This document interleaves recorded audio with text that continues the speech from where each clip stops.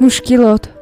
дар ин олам ягон нафар одаме нест ки мушкиле надошта бошад, зеро аз мушкилӣ ҷои гурез нест. аксар вақт одамон худашон мушкилотро ба вуҷуд меоранд, сипас ҳамон масъаларо қаҳрамонона ҳаллу фасл менамоянд.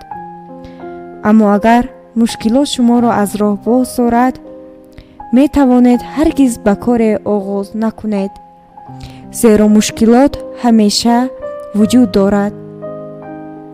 ҳар як монеа сабаби дар роҳ истодани шумо мегардад, вале ҳамон мушкилот шуморо боз водор месозад ки бо хоҳиши зиёдтаре ба пеш ҳаракат кунед.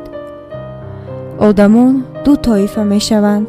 иддае аз садди андак ҳаросида боз меистанд. онҳо дар дил шубҳа ва ба худашон бовар надоранд. ҳар мушкилот боиси аз орзую нияти худ даст кашиданашон мегардад, ҳатто обу ҳавои номусоид ҳам. тоифаи дуюм, одамон аз рӯи хислат комилан хилофи одамони гурӯҳи аввал мебошанд.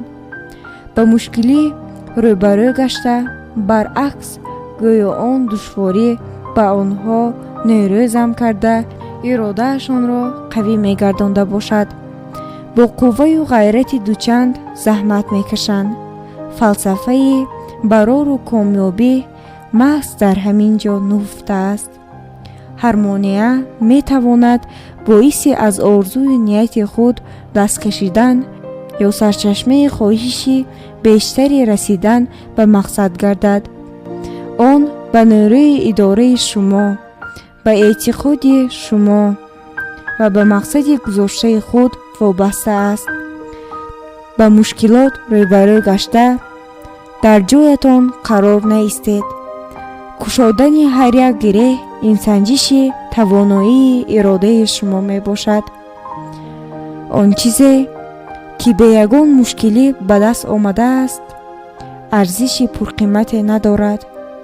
барору комёбӣ насиби он одаме мегардад ки сатҳоро бартараф намуда ҷониби мақсади худ ба пеш ҳаракат мекунанд.